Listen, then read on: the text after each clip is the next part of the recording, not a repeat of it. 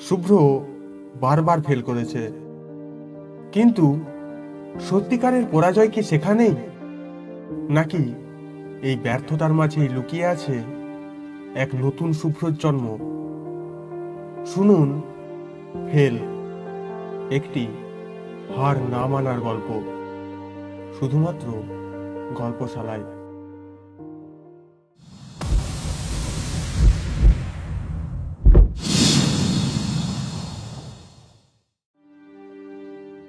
শুভ্র ছিল গ্রামের একটি ছোট স্কুলের ছাত্র।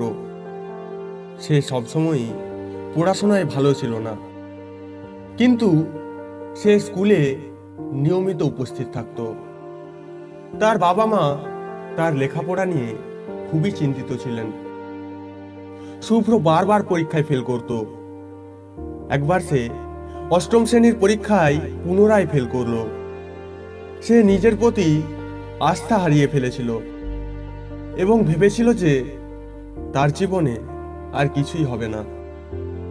তার বন্ধু বান্ধব, এমনকি শিক্ষক শিক্ষিকাও তাকে নিয়ে চিন্তিত ছিলেন। শুভ্রর বাবা মা তখন তাকে শহরের একটি ভালো স্কুলে ভর্তি করার সিদ্ধান্ত নেন। নতুন স্কুলে প্রথম দিকে শুভ্র আরো বেশি হতাশ হয়ে পড়েছিল, কিন্তু ধীরে ধীরে শুভ্র বুঝতে পারল যে তার জীবনে পরিবর্তনের জন্য তাকে নিজেকেই উদ্যোগ নিতে হবে। নতুন স্কুলের শিক্ষকরা শুভ্রকে সাহায্য করার জন্য বিভিন্ন উপায় অবলম্বন করতে শুরু করলেন। তারা শুভ্রকে বিভিন্ন নতুন পদ্ধতিতে পড়াশোনা করানোর চেষ্টা করলেন। তারা শুভ্রকে বুঝালেন যে পরীক্ষায় ফেল করা মানে জীবনের শেষ নয়। তারা শুভ্রকে তার আগ্রহের বিষয়ে পড়াশোনা করতে উৎসাহিত করলেন।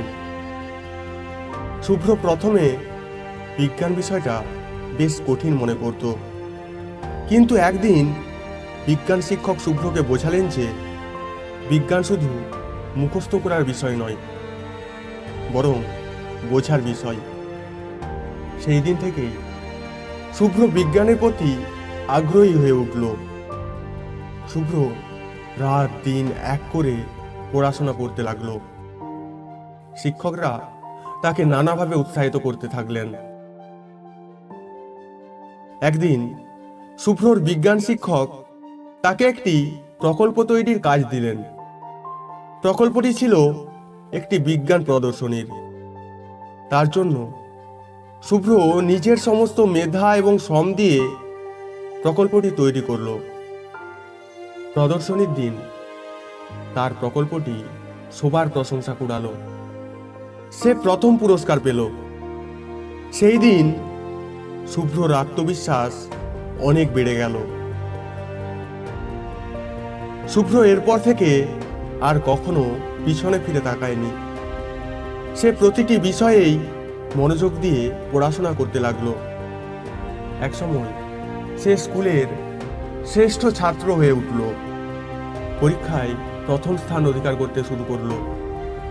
তার বাবা মা এবং শিক্ষক শিক্ষিকারা তার এই পরিবর্তন দেখে খুবই খুশি হলেন। শুভ্র এরপর উচ্চ মাধ্যমিক পরীক্ষায়ও ভালো ফলাফল করল। সে ঢাকা বিশ্ববিদ্যালয়ে ভর্তি হওয়ার সুযোগ পেল।